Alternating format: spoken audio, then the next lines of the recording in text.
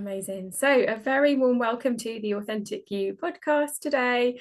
I am excited to have a lovely guest with me here today. We've got the lovely Emma Halley. Welcome, Emma, to the podcast. Oh. And Emma and I met over Facebook and we started to talk about this topic that we're going to share with you today, which is all about twin flames, trauma bonds, all things healing, relationships, shadow work. So I'm so excited to have this conversation today. So Emma, over to you to introduce yourself and share your story with us, and we'll get into the conversation today. Very warm welcome. Hello, thank you so much for having me. I'm so excited. My name is Emma Halley. My alias on social media is the Crystal Moon Mentor. I'm a spiritual wellness coach, and I've specialised more recently in like women's cyclic healing. I have a program called Decoding the Feminine, which is about introducing women to their cycle, and also calling in and remembering the energies of the moon and the seasons and the archetypes and all of that, the juicy feminine stuff, the goddess stuff that a lot of us have forgotten. We've forgotten who we are and how magic we are because we're women and all of that stuff. But you invited me here today not to talk about my work with women, but to talk about my relationship with a very special man in my life, because if I'm right in remembering, you reached out on Facebook, didn't you, and asked if people had positive twin flame experiences. And I reached out to you and let you know that I have the absolute privilege of having a really, really positive twin flame experience. And obviously that got us into a conversation that got quite deep quite quickly. So yeah, I'm an open book with regards to my previous relationships, my current relationship, and twin flame energy. I feel like I know the energy quite well, so I'm here What I for it. love about your journey, Emma, let's just share that, this is really the true like outcome of, both parties doing the healing in a relationship and actually, working through that trauma bond side and the shadow work side, is that you're actually getting married soon as well, Emma, aren't We you? So are in congratulations. 2 months time. We get married. Yeah, we've been together for a really long time. It's taken, it's interesting in itself. It's taken us this long to get to this place, but we get married in 2 months. Really excited. I'm just really excited. I can't wait. Amazing. So let's dive in. Do you want to talk a little bit about what this twin flame energy feels like, what these type of connections can feel like, and Yeah. why it is that we have to do the healing? Yeah, so I didn't know about twin flames honestly until I met Paul, my partner. I'd done a lot of reading on soulmates. I'd read a lot about soulmates, and I'd had a couple of experiences with people that I would consider soulmates. And I'd had a really, really intense relationship when I was really young with somebody who I still firmly believe was a soulmate. And then my relationship with Paul developed. I won't say that we met, because we knew each other for years before this relationship developed, and our paths had crossed so many times, which is part of the energy in itself and in of itself, the coincidences that come with it. But I remember being told that soulmate energy can be so intense that it can implode upon itself. It can be so strong that it implodes, and that soulmate energy doesn't necessarily have to be romantic. It can be platonic, it can be teacher student, it can be all these different things. Twin flame energy is very different. Twin flame energy is two sides of the same coin, two halves of one whole. And when me and Paul started our relationship and we started our journey, there was this really strong intensity to it, this really, really strong feeling of I've been here before, on both sides. There was this, I just can't even express the number of coincidences, the sheer volume of synchronicities, the parallels in both of our lives. And it was bigger than soulmate energy. It felt bigger than soulmate energy. And so I kind of fell down this twin flame rabbit hole. And it is a rabbit hole, it really is. And I started I heard the phrase twin flame. I did a little bit of reading, I did a little bit of looking up, and it just resonated. It was just like bang, that's what this is. That is what this is. And then I read about the shadow side of twin flame energy, and honestly, it scared the living daylights out of me. There's it's a volatile energy, twin flame energy. It's this person is the other half of you, but because they are the other half of you, that makes them the mirror of you as well. Mm-hmm. So for all the things that you are, they are not, and vice versa. And the old adage, like opposites attract, is very, very true in many, many ways. But we also seek out people that are very similar to us, and there needs to be a balance of similarities versus opposition. And the twin flame relationship is going to challenge all of it. Absolutely all of it. It's a beautiful energy to be involved in, but it's also one that can go really wrong. It can go sideways really quickly, I'm sure that we'll get into as we chat, but as you know, like, unless both sides are willing to come to the same place at the same time, you both have to be in the same place at the same time. You both have to be ready for this, because twin flames seek each other out. They go about their life seeking each other out, because it is the other half of the whole. There's an old Greek myth, isn't there? It's technically about soulmates, but I believe it's more about twin flames. That the Greeks believed that originally we were a single body with two heads and four arms and four legs and two hearts, and that we got split, and then we spend our lives looking for our soulmates, is the myth. But I believe it relates better to twin flames. You spend your life seeking your twin flame. And people put out intentions. They read about twin flames and they start putting out intentions to draw their twin flame to them. And I think that can be really dangerous because the universe wants you to get together. The universe wants to bring twin flames together. It does. It's a natural gravitational pull. But if you're not ready for the healing that comes, for the shadow that comes, for the mirror that steps into your life, it's going to be painful. It's going to be really, really painful, and it's not going to work out as planned. And I've said numerous times to Paul, honestly, the times that we were in the same place at the same time and didn't see each other, the times that we were doing the same thing, living the same lives, had the same friends and didn't know each other, and just strange synchronicities. And I've said multiple times that as you do, don't you, when you meet somebody that you love very deeply, I wish we'd met sooner, I wish we'd met earlier. And he's the one who said, no, you don't. No, you don't, because neither of us were ready. Neither of us were in the place for this. And I think we go lifetimes with the same twin flame energy, that same energy coming into our life. And in some lifetimes it's going to work, and in some lifetimes it isn't. But yeah, seeking it out when we're not ready for it, or the other person's not ready for it. The universe is going to put you in the right place at the right time, when it's ready, and when you're ready, and when they're ready. And it's hard to avoid that pull.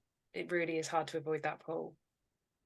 So a couple of things I'm hearing in there, Emma, which I love, and I kind of want this message to go out into the communities, in that both parties need to be ready to do the work, and it happens at the right time. And in previous lifetimes, this energy might have played out. It almost feels like, especially now in this new paradigm, like the time is now. I'm hearing this message loud and clear, now is the time to do this properly.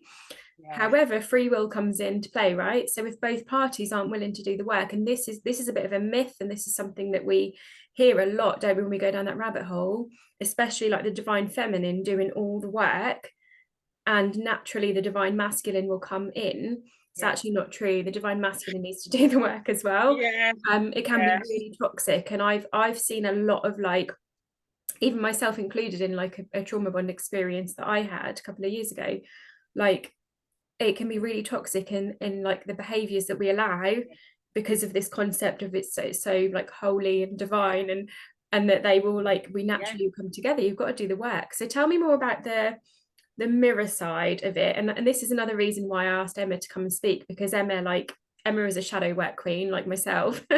So tell me Shadow. more about the mirror. We can be the shadow work queens. Maybe that's what we'll call this episode. Oh yeah, absolutely. I love Yeah. that. So I'll let's talk talk. about I'll Yeah, talk about shadow all day long. Let's because like you say, that intense push pull, I think can be like, for those that don't know, can be labeled as like sexual attraction or some kind of like spiritual synchronicity, or you see them repeat in numbers and things, but actually it is that mirror for our growth. So yeah. you want to talk more about that? Yeah, absolutely. So I remember reading, when I was reading about twin flames, that there is always a runner and a chaser in twin flame relationships. There's always somebody that's doing the healing and Yes. prepared to do the work, and somebody that's going to face that mirror and run like the wind away from it.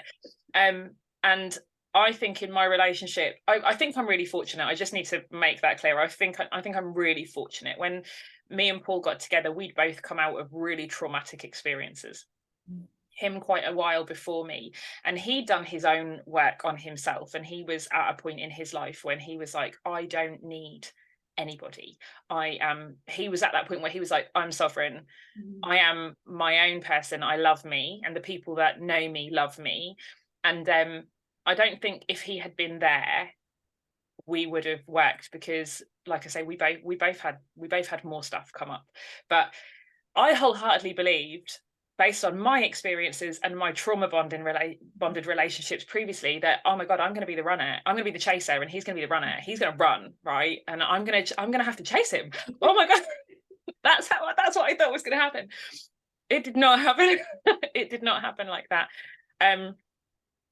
So the shadow the shadow aspects of our relationship are largely rooted in the facts that not only are we opposites in lots of ways, and we are opposites in lots of ways, he is supremely grounded, which I need really, really badly.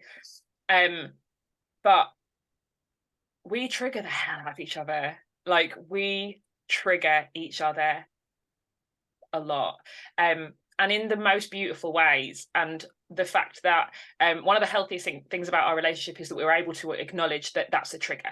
We're able to say, oh, hold on. Yeah. I'm triggered. We are like, for example, one of the opposites. I'm not a person who enjoys conflict. I'm not somebody that has an argument. I will avoid it. Hence why I ended up becoming somebody that was more likely to be the runner than the chaser. But I avoid conflict. I do, and I always have. It's something that it's a trauma from being a child, that I will avoid conflict. He, on the other hand, came out of relationships where conflict was very much part of the relationship, and conflict was kind of the driving factor. And so we both came into this relationship with him being right ready for conflict, and me being absolutely not about to take that. And we had to really quickly find the balance. We had to really quickly find that, like, okay, and it's a personal acknowledgement, I don't behave like that. I see that you behave like that, but that is not something that you're going to get a response out of me. And he was the same, like, you're not going to get the response. And I think it's no good doing shadow work if somebody else is pointing out your shadows. That will never work. Somebody else pointing out what the work that you need to do is never going to work. You need to be wholehearted and open-hearted and willing to sit in your own shadow. You need to be willing to step back. And that's something that in relationships we find really difficult to do, because we have we're kind of conditioned to point score against each other. We're conditioned to want to win the argument, because we want to validate our own experience. We want to validate our own emotions. I want to validate that I'm angry with you for this reason. So I'm going to keep arguing my point, because I want you to acknowledge that I'm right. I need your acknowledgement that I'm right, and then I win that point. But where's the cosmic scoreboard at the end of the day? Like, where does this scoreboard end up at the end of the relationship? Who, like, 20 to 18, like something to nothing. It's a hugely toxic rabbit hole that we all of us have been in relationships like that. All of us have been in situations like that. To be able to say, like, I am angry, but I might be angry because I'm triggered, because this happened to me previously, because this happened to me at that time, and because it's asking the question, the why. I love the why game, I love the when you whys, get yeah. to go back and keep asking yourself why, but why, until you get to the root. The fact that we're both in this relationship willing to sit back and say, like, this is my behavior, that's your behavior. Mhm. Where can we find the middle of this? Mm. Because ultimately we're on the same team. Ultimately that's what it comes down to. We're on the same team. So making him my enemy because he shows me my shadow is never going to work. Like, that's never going to work, is it? And I think that's the problem, and that's the problem with personal development work as well, is that we see the shadow as the enemy. Mhm. We make it the enemy. We make the personal growth stuff the enemy. I don't want to see that about myself. I don't want to know that about myself. So it's one thing to sit and do it yourself. It's another thing to be in a relationship where somebody acts entirely differently to what you expect, triggers the hell out of you, and then you're like chasing your tail almost. That's how I see it, like kind of chasing my tail in anger and frustration and going like, what, I'm not getting anywhere with this. I'm not getting anywhere with this. The only thing to do is sit back and say, okay, maybe it was me. Maybe this is mine. Maybe I'm projecting. Perhaps some people aren't ready to do that, and that's when we say, like, both people have to be in the right place for that. That's the most unstable part of it, is that you have to trust your partner is willing to be in their shadow, because, as I say, you pointing out me pointing out Paul's shadow to him, which I have done in the past, of course, it's not normally gone well. It doesn't normally go down well. But he had to be willing. He had to be willing as well. He had to be willing to sit back and say, I want to do it. I want to do it differently this time. That's what we both said. This felt more important than anything else, and I want to do it differently this time. So how can I not make you change, but how can I work on me to make me better, so that I can be the best version of me for you? Does that make sense? Yeah, that's amazing. And that's backed up by all of the quantum research as well. Like, when you become when you heal your wounds and you become that vibrational match, the person that you're with, or even just the people you're around in general, have to rise up to meet you, because Yeah, that's how frequency works. So you do the work, you rise in vibration, they either rise to meet you or they vibrate out. So yeah, my absolutely. It's like painful my when it trauma happens. bond sort of experience I had a couple of years ago, I did the work, he didn't do the work, and he vibrated out ultimately. Yeah. It I hurts though, doesn't it? It hurts yeah. because, like, ultimately you do, if you're in that situation, you do the work because you want to make it work. You want, like, I'm like, you put yourself out there and you say, I'm ready, I'm here, I'm working on me, I'm trying to be the best version of me for you. And when they go, no, no, I'm not ready for it, it's painful. It's really painful. I had my first significant relationship was a supercharged soulmate relationship, and I mean supercharged, highly intense relationship that was, I was young and we were both naive enough to believe that that's all it's perfect. It's just perfect, isn't it? Like, everything's just perfect, and we're so young and we're so in love. And when you say to somebody, like, I feel like we're soulmates, and they say that back, that that that hits different. When somebody says, I feel like you're my soulmate, and you, like, that forms a chord that is difficult to untangle. And yeah, that imploded pretty badly, pretty violently, and really painfully, really painfully. And like, we would talk, I know we briefly chatting just before about lessons and things like that, and that was a really big lesson for me, really big lesson to that it's not going to be perfect. It's never going to be perfect. The soulmate twin flame vibe just invites this idea that I'm going to meet my perfect person and it's all going to be easy. And it really isn't. It's not going to be easy. I just want to like pick up for anyone listening, if you're resonating with what Emma is saying and what we're talking about here, if you are in one of these relationships, if you are feel like you might be at the start of this kind of push-pull dynamic, or whichever stage you are, if you're resonating with this, then you're here for big things. Like only those that are ready will be having these type of connections. Yeah. And so many people ask me, like after my marriage broke down, I like let go of, well actually over a period of time, over a period of sort of 3 years, I let everything go.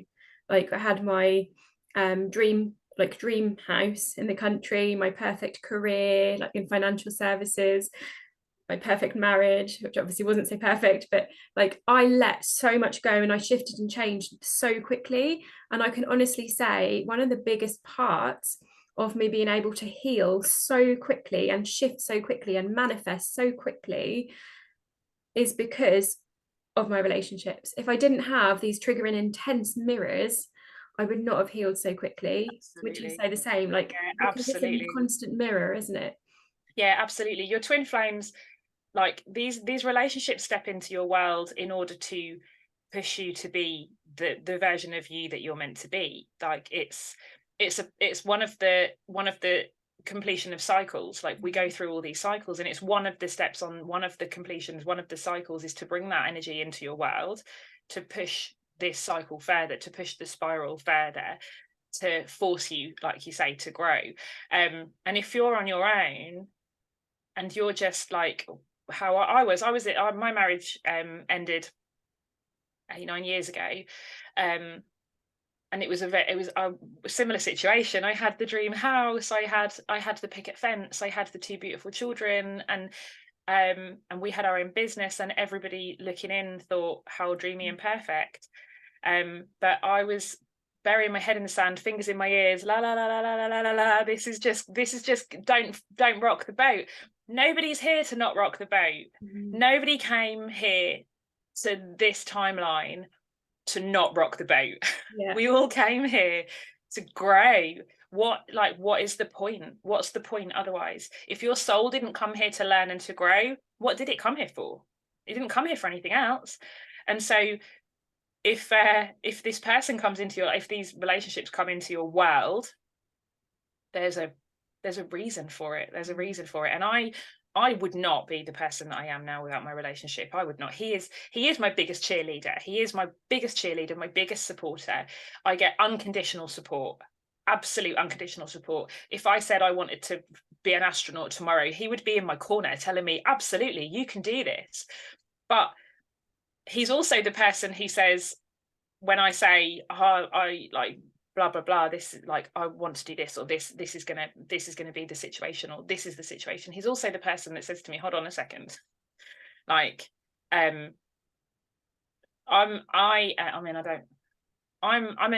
what's the word, not an overworker, I suppose overworker is the word. I find flow, and then I pull in. I'm a manifesting generator. I pull in every idea. That's why we became a vibrational match, and you're on this one. I pull in literally I'm a Gemini as well, so I pull in every possible idea, everything that comes to me. I pull this in, I pull this in, I pull this in. I have this cycle of absolute flow and complete devastating ebb. I have this, and this is what I do. I reach burnout and overwhelm all the time, and he's kind of like my caretaker, kind of like the person that'll say, no, you can't do that, because he recognizes those things about me that I don't recognize about myself, which is great, which is really nice. And I'm no longer triggered by him pointing it out to me, and that's something that I used to be. And again, there's growth in that. There's growth in the fact that he can say to me, you can't do this, you shouldn't do that. And I know I hate the word should, but he knows me. Once upon a time, him saying anything like that would have triggered me, and I would have been coming from my wounds, really quite badly coming from my wounds. And now I'm able to go, okay, let me think about this for a minute. And likewise for him, like he's not the most openly spiritual person. He's he's open to my work and what I do, but he's quite, like I say, he's severely grounded. Like he's not as woo as me, let's put it that way, right? He's not as woo as me. So sometimes I can come at him with things and he's like, don't work at me, don't do your work on me. But again, he's less triggered by it now because he's done the work to recognize that, like, I don't know how to describe it. I think we both learned to respond and not react to each other. Yeah. I think that's probably the key. We both learned really, really quickly, or not necessarily quickly. Okay, we both learned. Yeah. It sounds like there's like a co-regulation in there is what I'm hearing. Like there really is. Nervous system regulation is a big part of this journey, isn't it? Because absolutely, it's about learning. Like I think a lot of us come into these relationships with like anxious avoidant patterns. We might kind of go one way or the other. And with that comes, when we're in anxious, it's like we so desperately want that other person to like make us feel good and all right again. When we're in avoidant, we're trying to go away and like regulate ourselves. But actually it's about that co-regulation and almost like balancing those things. So the avoidant can come forward a little bit, or maybe say, I need some time, I still love you, but I need some time. And the anxious can step back a bit and regulate themselves and then regulate together. I think is like it's the runner chaser thing, isn't it? It's that runner chaser thing. It's about meeting each other in the middle. Absolutely, we definitely have that. Ultimately he makes me safe. He is my safe place, and I think that's really, really important. To feel safe within your own body is really, really important. And when you're in a relationship that doesn't feel safe, that relationship is never going to work. Like you have to make each other feel safe, and the only way you can make each other feel safe is by having absolute unconditional honesty. And I'm able to be unconditionally honest with him about how I'm feeling. I'm able to recognize and say to him, look, I'm aware that this behavior comes from this pattern. That doesn't mean I'm going to stop this behavior. I'm really sorry, but this is a pattern for me. I recognize it, but I am struggling to regulate it. I'm struggling to change it. And he doesn't judge me for that. He's able to say, okay, I see you. He appreciates my honesty. And I know that, and vice versa. We're able, like I say, unconditional honesty. He appreciates my honesty. He might find it uncomfortable at times when I say, you did this. And that gave me pain. But we respect each other. We make each other safe. We make sure that that's the most important thing. The container that we exist within as a couple is safe. Yeah. And whenever that container is not safe, whenever it doesn't feel safe, one of us has to be unconditionally honest in order to rebalance, in order to recreate the safety. Yeah. Whatever is not making us feel safe, that needs to go. It's not about one of us needing to win. It's not about one of us needing to step out of the container. It's about, how do we make this feel safe again for both of us? And that's something. And you said the word team. Like that's Coral and I have been using that word recently. Like, how do we do this as a team? And that can feel quite new, can't it? Yeah. Like, in terms we're so used to being on our own, even in relationships. Or codependent. Well, what about this team thing? What does that look like? So it's really contracting, isn't it? On what does this team mean? Like, what are our boundaries? What are our together boundaries and standards? And it's so important. It's so important. We're not used to doing that. We're, even in relationships, we're conditioned to be just so alone in everything. We seek out relationships because we're sociable beings. We seek out other people, we seek out community, we seek out partnership. We do, but we're also conditioned to be very, very separate. Like the world is designed right now to keep us all very, very separated. And so that becomes a conflict of energy within us, because we want to be connected, but we also want to be separate, and we also don't know how to be somewhere in the middle. So forming that team, to be able to say, when somebody is able to say, we're a team, right? We're on the same page. We have the same goal. Whatever happens around us happens around us. It doesn't happen to us. So can we navigate it together? can we make the container safe? Can we navigate this together? Like, because I have friends in relationships that they're very much on that scoreboard. They're very much on this point scoring scoreboard, and they'll go days without speaking to each other when they have an argument. And I know I probably used to be somebody like that in relationships, but it boggles my mind now to think that, aren't you on the same team? Like, isn't the end goal the same? Don't you want to be together for forever, the entirety of your relationship? Don't you want this to, isn't the end goal to work? So if, like, it doesn't compute in my brain, how do you score against each other? Your partner should be exactly that. They should be your partner. And if they're not, and that's not even to say like that that you as a person needs to change to make sure, like, if they're not, if you're trying to desperately maintain this safe container and they are not willing to meet you where you're at, if they're not ready to be where you are, then that in itself is the answer. That in itself is a reason to step outside of the container. Like, I think all of the stuff that we're talking about is really important to acknowledge as well, that like sometimes, like, you can't change people. They have to change themselves. They have to want to grow. And that's hard when you love somebody. And if they do, great, they come on board and you get married and have an amazing relationship like you've experienced. And if they don't, you have to step away, and it's being okay. It's been challenging. It's been really difficult. We were talking about this the other day. We have had, in our 8 years together, some of the most challenging experiences either one of us has ever had, both in our relationship and outside of our relationship. And even when it's been really challenging inside our relationship, the end goal has always been the same: to do it together, to work it out together, to be a team. And the boat gets rocked badly, and we also both have children from our previous relationships, which in itself creates a whole other dynamic of learning and unlearning and healing and triggers. Like, it's blended families are really difficult in themselves. But yeah, like we've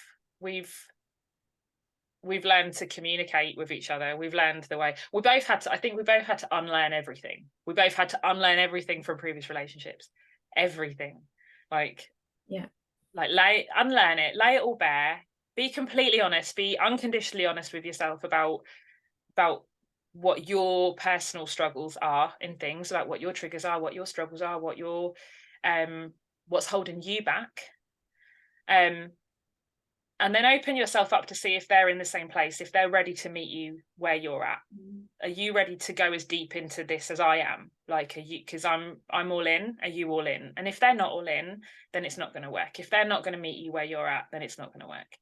And what an amazing journey you're also then showing your children, and what you're teaching them through this as well. I think that's incredible. So just want to add that in. I hope that they see it. I'm sure that they even will. Vibrationally, they're going to be, even if they don't grasp the concept, like vibrationally there. It's amazing. So we're coming to the end of the podcast, Emma, and I could talk to you for hours, so maybe we need to see what questions come in, and then we can do a part 2 on those questions. Absolutely. I'm here for that. So a few things coming up that we've talked about. So both parties being willing to do the work, this wonderful gift of the mirror, the being a team, regulating our nervous system, co-regulating. Is there anything else you'd summarize from the conversation, Emma, and how can we get in touch with you for those listening? You make yourself safe. Do whatever it takes to make yourself feel safe, and do whatever it takes for you and your partner to feel safe together. Like, that's the most important thing. You can reach me on Facebook at Emma Halley, or at the Crystal Moon Collective on Facebook. You can reach me on Instagram at the Crystal Moon Collective. That will all actually change very soon, because when I get married, my whole business will rebrand, and I'll be Emma Harwood moving forward. But yeah, for the time being, the Crystal Moon Collective is where I'm at, and that's the email the same, hello@thecrystalmoon. Amazing. Lowestoft.com. Thank you, Emma. Well, thank you so much for being my guest. And if anyone listening has any questions, do reach out to us. Let us know if you'd like us to do a part 2, as I'm sure we've got much more to talk about on this topic. And yeah, we'll leave it there. Thanks for listening, everyone. Thank you.